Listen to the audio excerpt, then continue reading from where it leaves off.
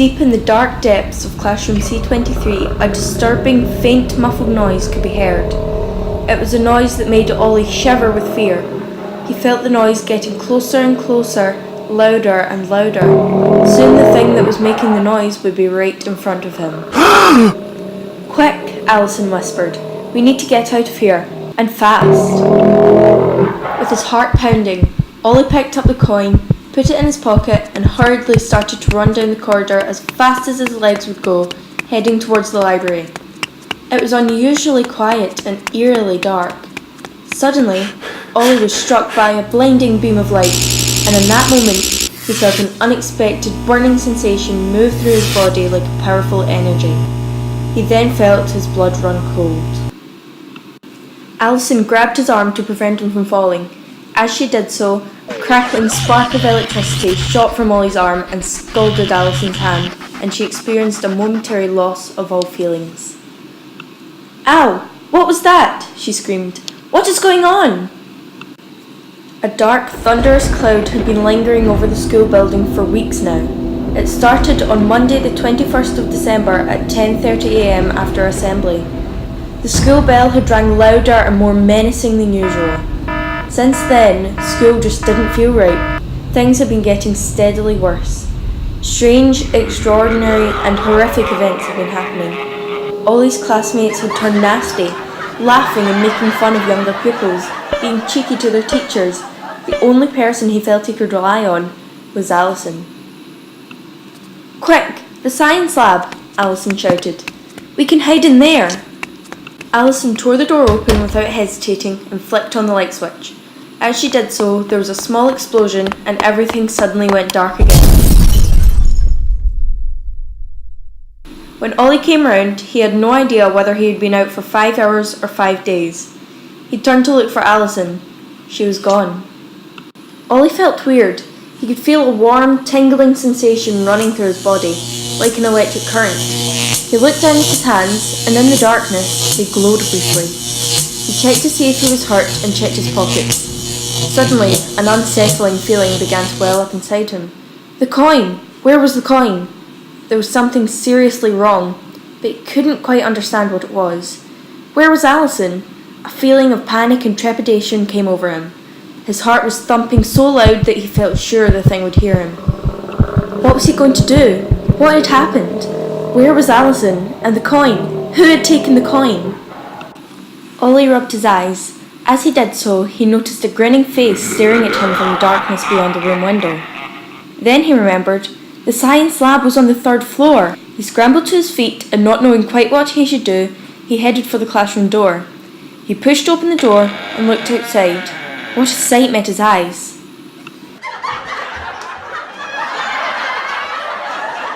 Everything was back to normal, like how it used to be before the menacing 10:30 morning bell of the 21st of December. Pupils were walking to their next classes, teachers greeting them at doors, joyous laughter, beaming friends happy together. There was no darkness. It was as if nothing had happened. Ollie scratched his head, turned to look back at the face he had seen in the window. There was nobody there. Just as he was trying to take it all in, coming round the corner and walking down the corridor, he saw her. It was Alison. When she saw Ollie, she smiled, waved, and skipped towards him, giving him a hug as she greeted him. They then made their way to their next class. Ollie knew not to mention anything to Alison. There was no point. He knew she would think he was mad. But he remembered everything. All the horrors, all the pain, the nastiness, all the hideous, disturbing events that they had witnessed. He recalled them all. Why does no one else remember? Why does Alison not remember? Where was the coin? Were things really back to normal? Is it just me, or is there something about this place that just doesn't feel right? Ollie whispered to Alison. She said nothing. As they were walking towards the music classroom, they heard violin music just as they entered the room. But all that was there was a violin, lying on its back on the bare floorboards. Alison looked disturbingly at Ollie. The light flickered and crackled, and then another loud explosion. Everything turned dark. They were back there, back to the very worst incident. Alison looked terrified and grabbed Ollie's hand in trepidation. Hundreds of cold, vacant eyes peered at them through the darkness as if in a haunted trance. They knew what was going to happen next. Ollie's hair stood on end, a shiver raced down his spine and a lump came to his throat. There it was. Alison was staring at Ollie, her face white with fear. Her eyes were fixated on him. He wanted to tell her everything would be okay, but he was frozen to the spot. Then he realised she wasn't looking at him at all. She was looking just behind him. Ollie could feel something moving behind him. Why was it moving? He knew it should not have been moving. Well, not on its own anyway. He held his breath, gritted his teeth, and then on the count of 3, swiftly turned around. He was blinded by a strong green glow of light, a glow of horror and sickness. He knew it was coming from the coin.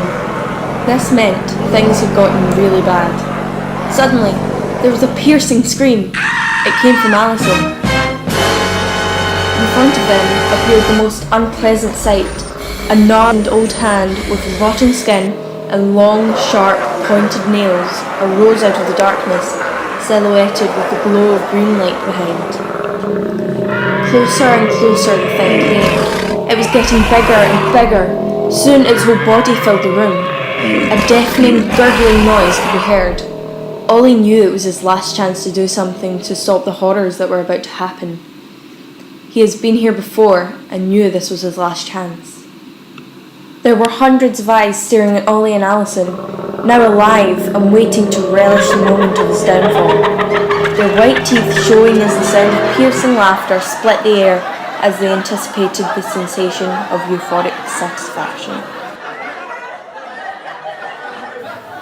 A humiliating, sick memory flooded back as a shiver descended through the hairs on the back of Ollie's neck, then cascaded down his backbone. Their laughter reminded him of the worst day of his school life. They had once all been given a so-called magic coin and were told to place it in a glass jar and repeat the words "believe in the truth" every day while looking at the coin, and that over time the coin would miraculously multiply. The person with the most money in the jar would be the winner, and they would receive more coins than they could ever have imagined. On the day of reckoning, Monday the 21st of December, they'd been told to bring their glass jars to the morning assembly to see who had the most coins.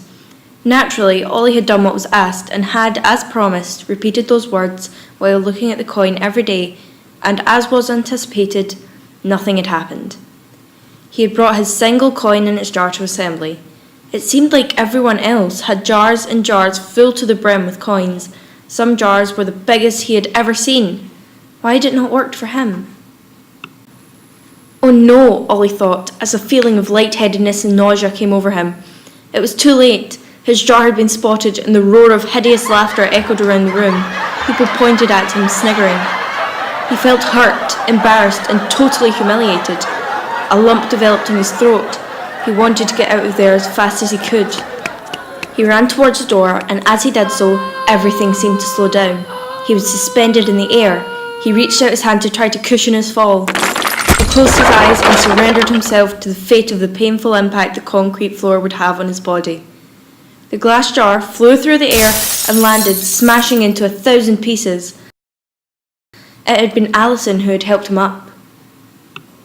Ollie knew that the thing would move faster and grow stronger the more troops there were under it to support it. This time he was determined to find and win back the coin, no matter how terrifying. He knew it would happen if he didn't succeed. It felt like it was him against the rest of the world. Then he remembered it was Alison who helped him up when everyone else laughed at him. Together, they would be less vulnerable. He knew the thing was strong because of its troops. Like most bullies, they work as a group, never on their own. They were outnumbered, that was all. Alison took a deep breath, stood tall, pushed her shoulders back, and started walking confidently towards the thing. Ollie took her lead and did the same, not knowing what was about to happen. This was new, a different approach. Everything that had happened before was swiftly brushed away. She was changing things. As they moved closer, the eyes stared at them, following their every step, narrowing and becoming more sinister as they approached. Ollie knew that they needed to get to the coin. He was terrified. He felt his own fear trying desperately to root him to the spot, to render him unable to move, to stop him from breathing. His heart was racing, but he was determined not to be defeated, no matter how many eyes were staring at him, watching and waiting for him to fail. Alison turned around to look at Ollie. As she did so, she opened her coat. He saw a reflection of light glistening in the darkness. Ollie could see, hidden under her coat, one of the glass jars, filled to the brim with coins. It was at that moment that he realised what was to be done. It was their only chance.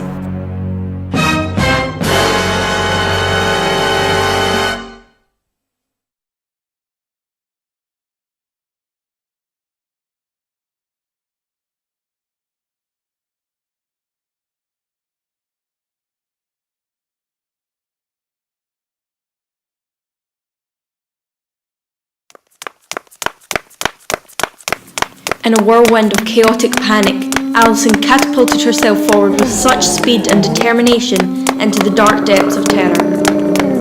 Ollie looked on as the hideous thing uncoiled itself from the shadows like a demented beast about to pounce on its prey. In the mayhem and hysteria of fear, at the speed of light, Alison hurled the glass jar of coins through the air. It smashed into 1,000 pieces on the concrete floor below, scattering the coins everywhere. In a state of complete confusion and disarray, the creatures of 100 eyes, empowered by their greed, scrambled ravenously to satisfy their desire to gather more money than the other, sending the scene into a frenzy of battle. Without hesitation, Ollie raced forwards towards the sickly green light, glowing now much stronger in the darkness. In one almighty leap of faith, he launched himself, flying through the air like a rocket towards the glowing green coin. As he did so, the thing, whose venom was so dangerous that even the breath exhaled by it could be more deadly than you could ever imagine, twisted awkwardly towards Ollie. Ollie stretched out his hand to grab the coin. The moment he touched it, his whole body felt empowered with electric energy. Bolts of red lightning ricocheted from wall to wall, knocking the thing sideways in the crossfire and stunning it into submission. As Ollie held the coin in his hand, a red glow of light pulsated like a steady, comforting heartbeat. Rays of sunshine and daylight arose through the windows. In the calmness, Alison emerged through the light, smiling with respect and relief at Ollie.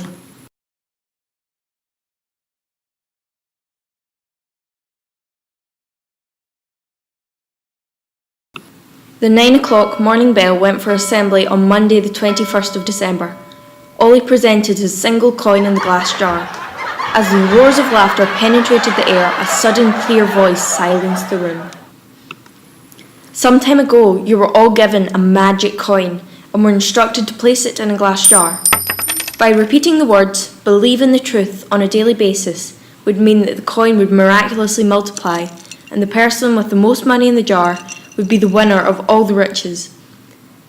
What you were all unaware of was that the coins were not magic at all. Everyone with jars full of multiplied coins are fake and have been dishonest. Therefore, Ollie is the only honest one amongst you, the only one who showed truth and integrity. He is the one who deserves your respect. And Alison, you helped Ollie in his time of need. You didn't hide or walk away. You stayed true to your beliefs. It was you who helped him up when everyone else was laughing. You were the one who showed compassion. You should never look down on someone unless you are helping them up. Ollie and Alison showed such determination and resilience in the face of extreme adversity. To you all, don't quit. Do it. Ollie looked up at the school clock. It told the time of 10:29 a.m. The bell was about to ring. A slight chill crept up his spine and a droplet of sweat formed on his brow, and then with an overwhelming sense of relief, the clock struck 10:30 a.m. and the bell calmly sounded. It was then that he knew everything was going to be okay. They had done it. Ollie and Alison had coins that were now more valuable than anyone could ever wish for. The coins glistened red in the sunlight, cupped in the hands of the richest people on earth. Ollie smiled proudly as he popped the coin in his pocket and walked side by side with Alison out of the hall as 100 eyes followed them in awe.